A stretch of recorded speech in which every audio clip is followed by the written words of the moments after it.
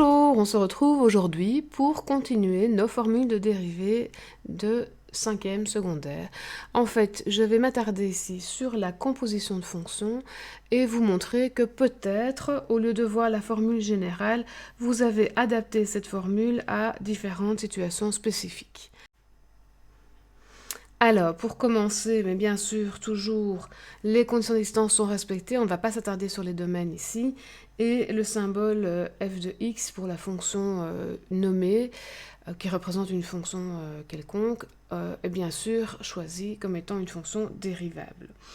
Donc, si on me donne la fonction f avec un exposant n, donc c'est une fonction qui subit une puissance, eh bien je vais à la fois utiliser cette formule et me rappeler de comment je dérive la puissance, d'accord? Ça, c'est ce qu'on a fait dans la vidéo précédente, d'accord? Donc, je vais dériver la dernière fonction qui a eu lieu, qui est l'exposant, avec la règle des exposants. Donc, j'écris n fois f de x exposant n-1. Et puis, je me rappelle qu'à l'intérieur de cette fonction exposant, je n'ai pas x, mais une autre fonction, qui est ici f, et donc je dérive par la fonction qui est à l'intérieur de la puissance. Même chose pour la suivante. Si j'ai sinus de f de x, je vais me rappeler dans les formules précédentes que la dérivée de sinus, c'est cosinus, d'accord? Et puis je vais bien suivre ce qui était vu dans la composition. Donc la dernière fonction qui a eu lieu, c'est sinus, donc je vais écrire cosinus de f de x, et je vais multiplier par ce qui est à l'intérieur, à savoir f' de x. On fait pareil pour cosinus, donc la dérivée de cosinus c'est moins sinus.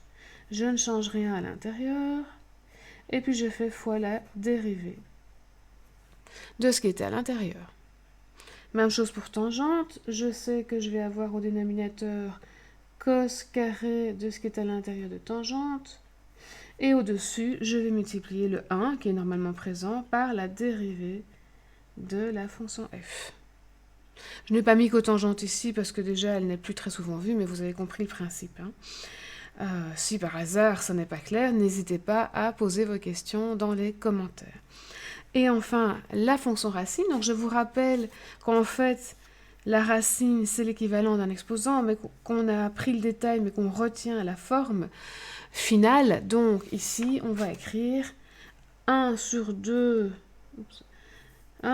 racines de la fonction. Et au lieu de mettre le 1, on va indiquer la dérivée de la fonction f. Voilà, j'espère que cette clarification sur l'utilisation de la composition de fonctions et des dérivées vous aidera, d'accord? Donc si vous n'aimez pas cette formule, vous pouvez retenir au cas par cas les différentes formules déployées ici. Voilà, on se retrouve pour des prochaines vidéos où on fera différents exercices pour mettre en application toutes ces formules. À bientôt, n'hésitez pas de partager la vidéo, de mettre des commentaires en dessous, si vous avez des questions ou si vous avez apprécié, peu importe. Et on se retrouve pour une prochaine fois.